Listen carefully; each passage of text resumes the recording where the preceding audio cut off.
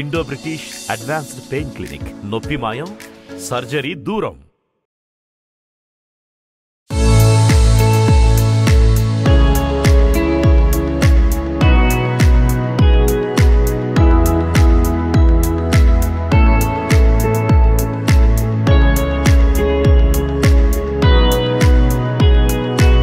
నమస్కారం, welcome to I dream. నేను మీ విజిత. ప్రస్తుతం మనతో పాటు ఉన్నారు Indo British advanced pain relief clinic నుంచి డాక్టర్ విజయ్ భాస్కర్ బండికట్ల గారు.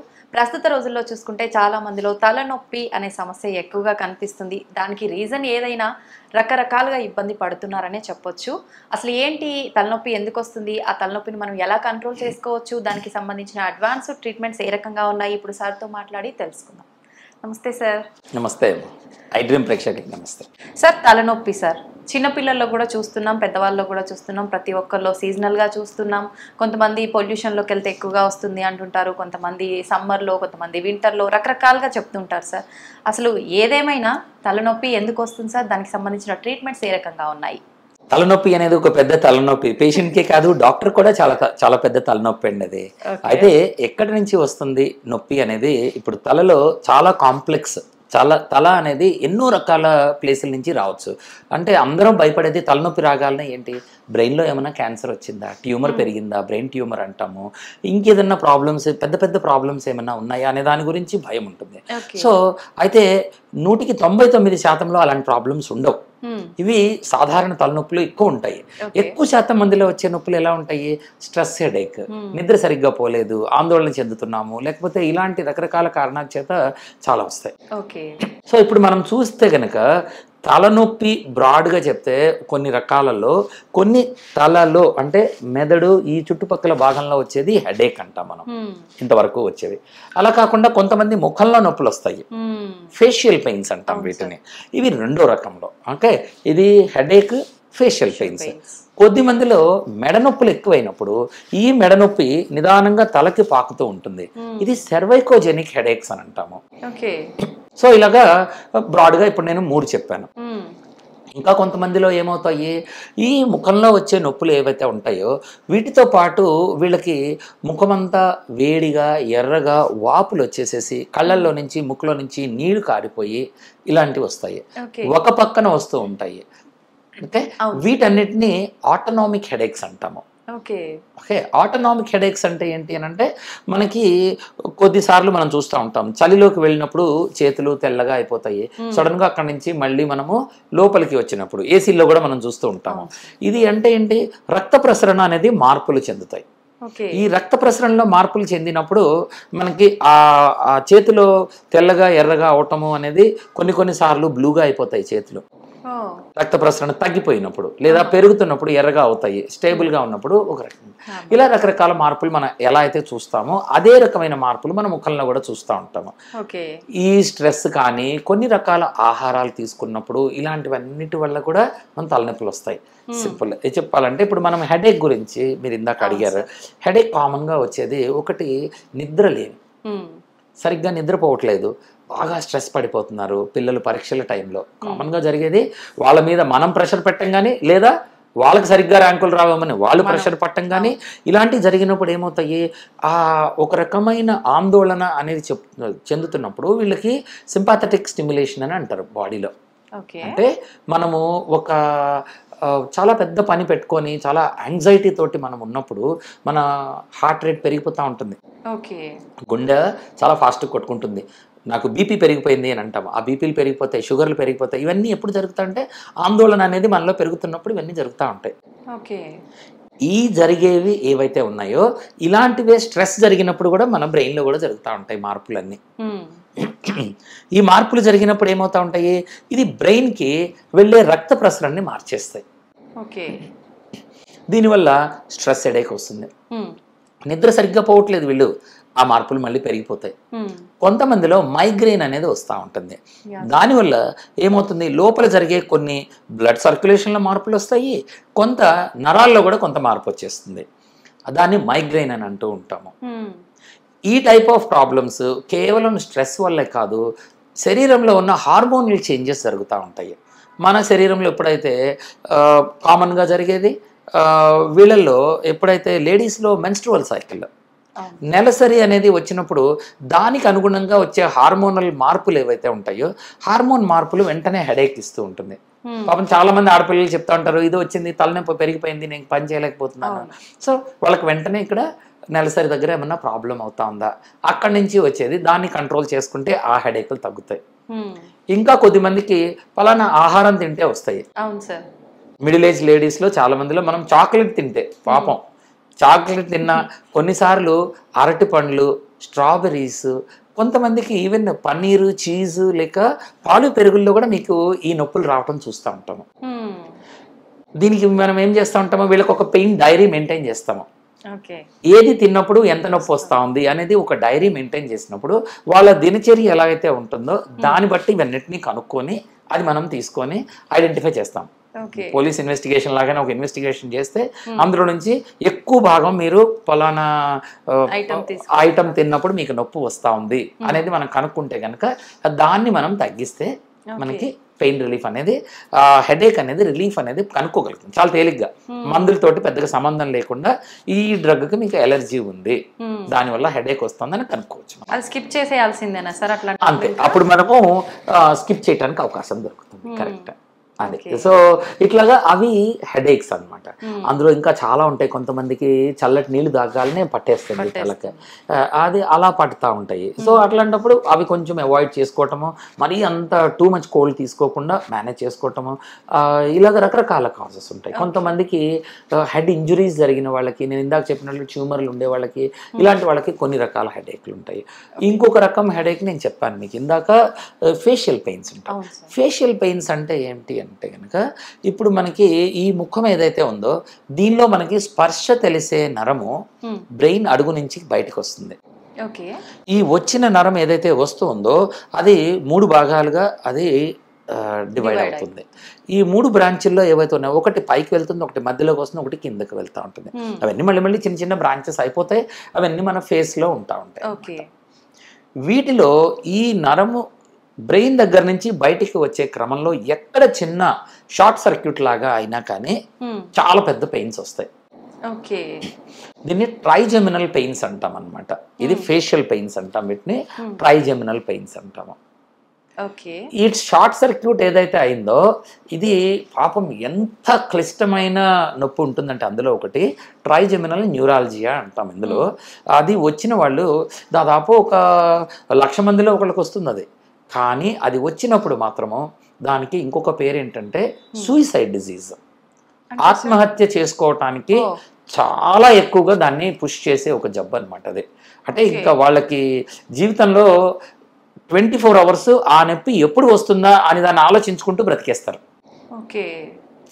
అది వస్తే ఇంకా దానికి అది వస్తుంది అని వీళ్ళు ఇంకా బాధపడుతూ ఏడుస్తూ డిప్రెషన్లోకి వెళ్ళిపోయి ఇక జీవితాన్ని ఇంకా చాలిద్దాం, ఇంకా ఈ బాధ భరించటం కన్నా చనిపోవటం బెటర్ అనే స్టేజ్కి వెళ్తుంది. అది ఎక్కువగా ఏజ్ వాళ్ళలో ఎవరిలో వస్తుంది సార్ ఈ సమస్య? సాధారణంగా 2 రకాలు ఉంటాయండి ఇందులో. ఒకటి బాగా యంగ్గా ఉండే వాళ్ళల్లో, ఆడవాళ్ళల్లో కూడా ఎక్కువగానే వస్తుంది. యంగ్గా ఉండే వాళ్ళలో వస్తుంది, అంటే 30లు 40లు ఉండే వాళ్ళకి వస్తుంది. రెండో గ్రూప్ ఉంటారు. ఈ ఫస్ట్ గ్రూప్లో జబ్బు లేకుండా వస్తుంది. రెండో గ్రూప్లో కొన్ని జబ్బులు ఉంటాయి, అంటే మల్టిపుల్ స్క్లెరోసిస్ అని, ఇంకా కొన్నిసార్లు లోపల ఉండే ఒక బ్లడ్ వెసల్ నరం మీద తాకటం వల్ల కానీ ఇలాంటి వాటికి కొన్ని జబ్బు ఉంటుంది వాళ్ళకి. ఆ జబ్బు వల్ల నరం డ్యామేజ్ అవుతుంది. ఆ డ్యామేజ్ అయిన దానివల్ల వీళ్ళకి నొప్పి వస్తూ ఉంటుంది. ఈ తర్వాత ఉండే ఈ జబ్బులు మల్టిపుల్ స్క్లెరోసిస్ లేకపోతే బ్రెయిన్లో ట్యూమర్ వచ్చి అలాంటి వాళ్ళు ఎవరైతే ఉంటారో, స్ట్రోక్లు వచ్చిన తర్వాత వచ్చేవాళ్ళు, ఇలాంటి వాళ్ళు కొంతమంది ఎవరైతే ఉంటారో అవి కొద్దిగా వయసు పైబడిన వాళ్ళకి, 50కి చుట్టుపక్కల ఉండే వాళ్ళకి ఆ జబ్బులు వస్తాయి. సో అల్టిమేట్గా వీళ్ళొండిటికి ఐడెంటిఫై చేసుకొని వేరే ప్రాబ్లం లేదు అని అంటే కనుక చాలా మంచి ట్రీట్మెంట్స్ ఉంటాయి వీళ్ళకి. ఆల్మోస్ట్ కంప్లీట్గా ఈ నొప్పిని తీసేస్తాం. ఎక్కువ శాతం మందిలో నొప్పిని తీసేసేది కొన్ని సంవత్సరాల వరకు వెళ్ళిపోతుంది. వీళ్ళకి ఒక 5 years 10 years వరకు మళ్ళీ నొప్పులు రాకుండా కూడా చేసేయచ్చు వీళ్ళకి. వీళ్ళకి సాధారణంగా ఏదైతే నరము లోపల నుంచి బయటకు వస్తుందో ఈ మన బ్రెయిన్ బాక్స్ ఏదైతే ఉంటుందో దాని కింద చిన్న చిన్న రంధ్రాలు ఉంటాయి. వాటిలో నుంచి నరాలు బయటకు వస్తూ ఉంటాయి. మనము ఎక్స్రే ద్వారా, స్కాన్ల ద్వారా ఆ నరాన్ని ఏ రంధ్రంలో నుంచి వస్తుందో ఐడెంటిఫై చేసి దాని లోపలికి ఒక సన్నటి నీడిల్ లోపలికి పంపిస్తాం. పంపించి అక్కడ ట్రీట్మెంట్ చేస్తాము. దాన్ని ఆ నరాన్ని కాల్చేయటం కానీ లేదా దాని పనితనాన్ని మాడ్యులేషన్ అని అన్నాం కదా, న్యూరో మాడ్యులేషన్ అని అంటాము. మన వాయిస్ మాడ్యులేషన్ చేసినట్లు నరం పనితనాన్ని మారిస్తే ఈ నొప్పిని చాలా వరకు కంట్రోల్ చేసుకోవచ్చు మనము. సో అది ట్రైజెమినల్ న్యూరాలజీ. కొన్నిసార్లు ఇంత చేయటానికి కూడా పేషెంట్లు సహకరించే పరిస్థితి ఉండదు, లేదా నొప్పి అంత ఎక్కువ ఉండకపోవచ్చు. వీళ్ళకి ఏం చేస్తూ ఉంటాము, బయట నుంచి ఈ నరాలు లోపల నుంచి వస్తున్నాయని చెప్పాను కదా, ఈ వచ్చే నరము ఇక్కడ మన పైన రంధ్రాల్లో నుంచి బయటకు వస్తాయి, చిన్న చిన్న రంధ్రాల్లో నుంచి ఇక్కడ ఇస్తూ ఉంటాయి అన్నమాట. ఈ వచ్చే నరాలని మనం ఏం చేస్తాము, బయట కూడా వీటిని ట్రీట్మెంట్ చేసి వీటిని కంట్రోల్ చేసేయచ్చు. బయట నుంచి కొంత కరెంట్ అది పంపించి వీటన్నిటిని కూడా కంట్రోల్ చేసుకోవచ్చు. ఇంకా కొన్ని ట్రీట్మెంట్స్ ఉంటాయి. ఇప్పుడు మనము వయసు కనపడకుండా చేసేవి బోటాక్స్ ట్రీట్మెంట్స్ అని అంటాము, అవునా. ఈ బాట్యులినం టాక్సిన్ అనేది ఒక కెమికల్, అది వేరే కొన్ని బ్యాక్టీరియా నుంచి వస్తాయి. అవి ఆ వచ్చే కెమికల్ ని మనం సపరేట్ చేసి అది ఈ ఫేస్ కి అవి ఇచ్చినట్లయితే కనుక మన వయసు కనపడకుండా చేసుకుంటా ఉంటాం కదా. కానీ అదే ట్రీట్మెంట్, అదే మందుని ఈ నొప్పులు రాకుండా కూడా వాడుకోవటానికి అవకాశం ఉంది. సో ఇలాంటి ట్రీట్మెంట్స్ కూడా చాలా ఎఫెక్టివ్గా మనం వాడుకోవచ్చు అనమాట. ఇలా రకరకాలు, అఫ్ కోర్స్ మెడికల్ మేనేజ్మెంట్ ఉంటుంది, రకరకాల మెడిసిన్స్ వల్ల కూడా దీన్ని మనం కంట్రోల్ చేయడానికి అవకాశం ఉంటుంది. ఫస్ట్ అవి ట్రై చేస్తాము, మెడిసిన్స్ ట్రై చేస్తాము, చిన్న చిన్నవి అయితే థెరపీల ద్వారా ట్రై చేస్తాము. అది కుదరకపోతే ఈ నీడిల్స్ ద్వారా రకరకాల నరాలు ఎక్కడైతే ఉంటాయో బయట వీలైతే, లేకపోతే లోపలికి వెళ్ళి వీటిని చేస్తూ ఉంటాము. ఇవన్నీ చేసిన తర్వాత కూడా పేషెంట్కి పోలేదనుకోండి, అప్పుడు ఈ నరాల దగ్గరికి మనము చిన్న చిన్న ఎలక్ట్రోడ్లు పంపించి చిన్న బ్యాటరీలు అమర్చి దాని ద్వారా ఈ నరాల పనితనాన్ని పర్మనెంట్ గా కూడా మార్చడానికి వీలవుతుంది అనమాట. ఇవి అడ్వాన్స్డ్, చాలా అడ్వాన్స్డ్ ట్రీట్మెంట్స్ అనమాట. అలా చేయడం వల్ల అంటే ఛాన్స్ పర్మనెంట్ గా సొల్యూషన్ ఉంటుందా సార్? కొన్ని రోజుల వరకు, మంత్స్ వరకు? ఇవి ఎలా ఉంటుంది, ఒక నరము యాక్టివేట్ అయిపోయి అది కరెంట్ సిగ్నల్ వేస్తాం అనుకోండి పైకి, మనకి షార్ట్ సర్క్యూట్ అయిపోయి సిగ్నల్ అవుతాం. అప్పుడు మనం ఏం చేస్తాము, ఆ మధ్యలో ఇంకొక అబ్స్ట్రక్షన్ పెట్టేసేసి ఆ కరెంట్ పైకి వెళ్ళనివ్వకుండా మనం ఆపటం జరుగుతుంది అనమాట. అది చేసేది. సో ఇది ఈ ట్రీట్మెంట్స్ అన్ని అడ్వాన్స్ ట్రీట్మెంట్స్, ఇప్పుడు దానికోసం చేస్తూ ఉంటాం మనం. అట్లా అయితే కొంతమంది చిన్నపిల్లల్లో కూడా ప్రజెంట్ చూసుకుంటే హెడ్ ఏక్స్ అంటున్నారు, నెక్ పెయిన్ అంటున్నారు. ఎందుకని సార్? దానికి రీజన్ ఏంటంటారు? చాలా మటుకు పిల్లల్లో చాలా తేలిగ్గా స్ట్రెస్కి లోనవుతారండి ఎక్కువ భాగము. ఓకే, వాళ్ళకి ఫస్ట్ వచ్చే కంప్లైంట్, వాళ్ళు స్ట్రెస్లోకి వెళ్ళారు అని అంటే ఆహారం సరిగ్గా తీసుకోకపోవటము, సంతోషంగా ఉండకపోవటము. తర్వాత సొమటైజేషన్ అని అంటాము. సొమటైజేషన్లో ఏం జరుగుతుంది, వాళ్ళు తలనొప్పి అని కానీ కడుపు నొప్పి అని కానీ ఇంకా ఎక్కువగా నడుములో నొప్పులు కానీ చెప్తా ఉంటారు. ఇవి ఎక్కువగా జరిగేది. అయితే ఎప్పుడైతే ఒక పిల్లవాడు అలా చెప్తున్నాడో మనం వెంటనే ఆలోచించాల్సిందంటే వీళ్ళకి నిజంగా ఏమైనా ప్రాబ్లం ఉందా అంటే, వీళ్ళకి ఒక బ్లడ్ క్యాన్సర్ ఉండొచ్చు, బ్రెయిన్లో ట్యూమర్ ఉండొచ్చు, లేదా కడుపులో ఇంకేదైనా జరిగి ఉండొచ్చు, ఇంకేదైనా పెద్ద ప్రాబ్లం జరిగి ఉండొచ్చు. లేకపోతే చక్కగా తిని ఆడుకునే పిల్లవాడు ఎందుకు చెప్తాడు? సో ముందు వాటిని తీసేస్తాం, వీటిని రెడ్ ఫ్లాగ్స్ అంటాం మనం. ఈ రెడ్ ఫ్లాగ్ అనేది మనం రూల్ అవుట్ చేసుకొని, అది 1% కాదు కదా, 0.1% ఛాన్స్ ఉన్నా కానీ ముందు దాన్ని రూల్ అవుట్ చేయాలి. అది రూల్ అవుట్ చేసుకున్న తర్వాత అవి ఏవి కనపడలేదు, అన్నీ బాగున్నాయి అని అనుకుంటే ఎస్, ఈ బాబుకి కొద్దిగా సొమటైజేషన్ ఉంది, లేదా స్ట్రెస్కు లోన్ అవుతున్నాడు, వాటిని తీయాలి. ఇప్పుడు అందరి పిల్లలు ఒకలాగా చదవరు, అందరి పిల్లలు ఒకలాగా ఆడరు. కానీ పేరెంట్స్కి కాంపిటీషన్ ఉండొచ్చు. వాళ్ళ అబ్బాయి బాగా చదువుతున్నాడు, మా అమ్మాయి సరిగ్గా చదవట్లేదు అని వీళ్ళ మీద ప్రెషర్ బిల్డప్ చేయకూడదు మనము. సో నిదానంగా అవి కొద్దిగా మనం మార్పులు చేసుకుంటే అవుతాయి. ఇంకా ఎక్కువ కారణం ఏంటి, పిల్లల్లో వచ్చేసేసి కళ్ళకు సంబంధించి వీళ్ళకి విజువల్గా కొంత ప్రాబ్లమ్స్, అంటే నరంలో ప్రాబ్లం ఉండొచ్చు, లేదా గ్లాసెస్లో ప్రాబ్లం ఉండొచ్చు, లేదా సైనస్లో ప్రాబ్లం ఉండొచ్చు, జలుబు చేసినప్పుడు చెవులు దిబ్బడ వేసిపోతాయి, మూసుకుపోతాయి, ఇలాంటివి జరగచ్చు, పళ్ళల్లో ఇన్ఫెక్షన్ ఉండొచ్చు. ఇవన్నీ కూడా మనకి నరాలలో నొప్పులు ఇచ్చేస్తాయి. సో చాలా జాగ్రత్తగా హెడేక్ అనేది, అందుకే నేను headache is a real headache for the doctor also. ఎందుకంటే ఇన్ని రకాల కారణాలు ఉంటాయి, వీటన్నిటిని మనం ఒక్కొక్కటి మనం సపరేట్ చేసుకొని ఇవన్నీ ఏవి లేవు అంటే టైం పడతాయి. పేరెంట్కి ఫ్రస్ట్రేటింగ్గా ఉంటుంది, ఇంకా తెలియలేదు అని.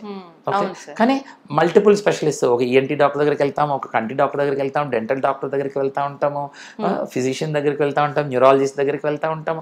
అన్నీ ఒక్కొక్కటి రూల్ అవుట్ చేసుకోవాలి. ఇవన్నీ కూడా ఒక్కొక్కళ్ళు కోఆర్డినేట్ చేస్తాం, అదే చేస్తూ ఉంటాం జనరల్గా.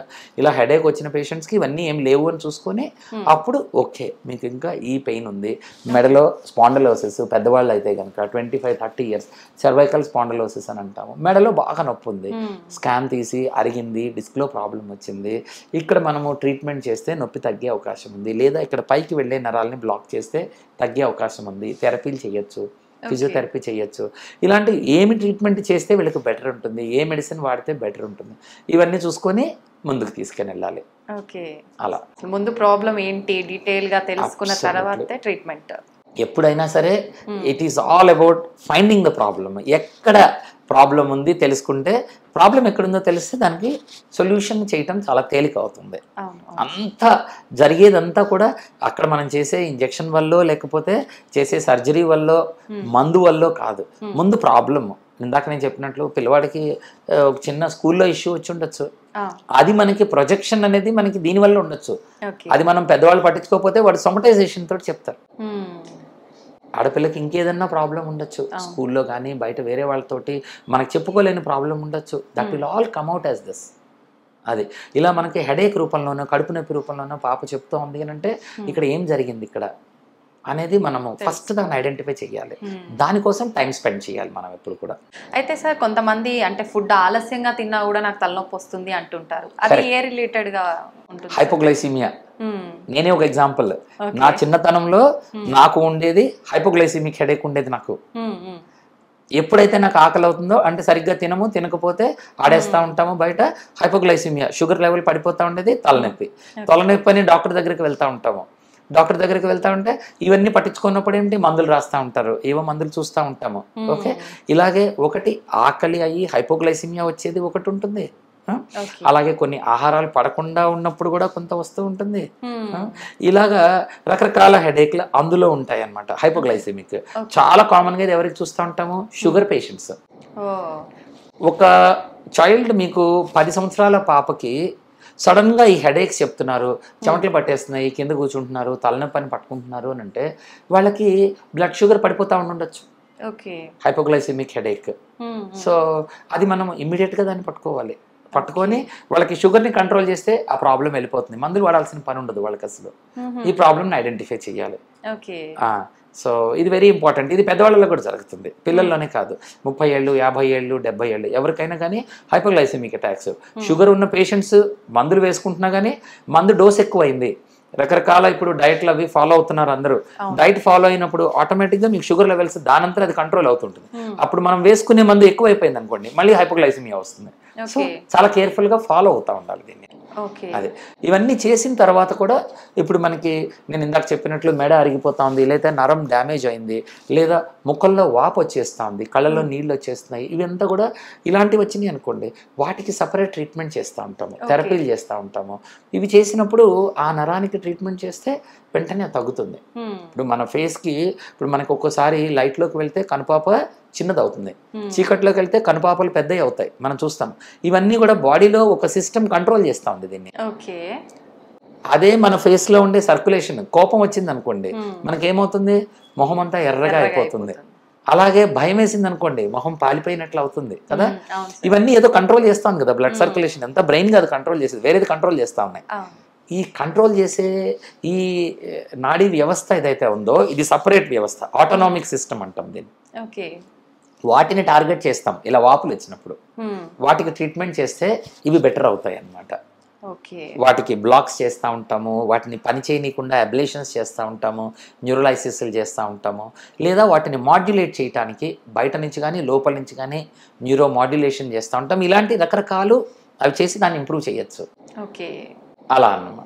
మొత్తానికైతే తలనొప్పి అని అనుకుంటాం కానీ తలనొప్పిలో కూడా చాలా రకాలు ఉంటాయండి. ట్రీట్ చేసే విధానం కూడా అడ్వాన్స్డ్ గా చాలా రకాల ట్రీట్మెంట్స్ అయితే మన దగ్గర అవైలబుల్ గా ఉన్నాయి. అబ్సల్యూట్లీ. ఇవన్నీ కూడా ఇందులో ఇంకా ఇప్పుడు నేను చెప్పిన ఈ పిల్లలకి స్ట్రెస్ రిలేటెడ్ పెయిన్స్ ఇలాంటివి ఏవైతే చెప్పామో, ఆ తర్వాత కొంతమందిలో వచ్చేసేసి పెయిన్స్ ఎక్కువైపోయి వాళ్ళకి నిద్ర పట్టక దాని నుంచి నొప్పులు వస్తాయి. ఇలాంటి వాళ్ళకి చాలా మందికి ఆ డిస్ట్రాక్షన్ అనేది చాలా ఉపయోగం అవుతుంది. యాంగ్జైటీ లెవెల్స్ తగ్గించటము, వాళ్ళకి పెయిన్ గురించి ఎక్స్ప్లెయిన్ చేయటము, ఇవన్నీ ఏంటంటే ఇప్పుడు ఇక్కడ క్లినిక్లో మనకి వర్చువల్ రియాలిటీ ఉంటుంది. ఇప్పుడు మనము ఆర్టిఫిషియల్ ఇంటెలిజెన్స్ అవి మనం వింటా ఉన్నాము. ఇవి మెడిసిన్ లో కూడా వచ్చేసాయి ఇప్పుడు మనం దాని మీద రీసెర్చ్ అది చేస్తూ ఉంటాం అనమాట. ఈ వర్చువల్ రియాలిటీలో ఈ హెడ్ గేర్ అది పెట్టేసేసి వాళ్ళకి ఒక కొత్త ప్రపంచాన్ని మనం క్రియేట్ చేసి దానిలో నుంచి మనము వాళ్ళ పెయిన్ ని తగ్గించడానికి మనము ట్రీట్మెంట్ చేస్తూ ఉంటాము. సో ఇవి చేస్తే కూడా దీని నుంచి మంచి రెస్పాన్సెస్ ఉంటాయి. ఇవన్నీ జరగని వాళ్ళు కొంతమంది ఉంటారు. ఎట్టి పరిస్థితుల్లో వీటిని జరగలేదు అని అంటే ఇప్పుడు ఫర్ ఎగ్జాంపుల్ మెడ నుంచి పైకి వెళ్ళే న్యూరాలజియా, ఆక్సిపిటల్ న్యూరాలజియా అని అంటాము. కొన్నిసార్లు ఇలాంటి నొప్పులు ఉంటాయి. వాళ్ళకి కొన్ని కరెంట్ వైర్లు లాంటివి ఎలక్ట్రోడ్స్ అంటాం. వాటిని ఎలక్ట్రోడ్స్ని అమర్చి దానికి పంప్ అనేది అమరుస్తాము. అంటే ఒక చిన్న బ్యాటరీ లాంటి పేస్ మేకర్ లాంటి డివైస్ అనమాట. ఆ పేస్ మేకర్ డివైస్ ఏదైతే ఉంటుందో దానికి ఈ వైర్లు కనెక్ట్ చేసి పేషెంట్కి ఇచ్చేస్తాం. లోపల పెట్టేస్తాం, బాడీ లోపల, ఇంకా బయటకి ఏం కనపడదు. బట్ మన చేతిలో రిమోట్ ద్వారా దీన్ని మొత్తాన్ని కంట్రోల్ చేసుకోవచ్చు మనం. దాన్ని స్టార్ట్ చేసినప్పుడు ఈ కరెంట్ వైర్స్ ఎప్పుడైతే యాక్టివేట్ అవుతాయో ఇవి నొప్పి నరాన్ని బ్లాక్ చేసేస్తాయి. అలా చేసుకొని దీన్ని ఇంప్రూవ్ చేసుకోవడానికి వీలవుతుంది అనమాట.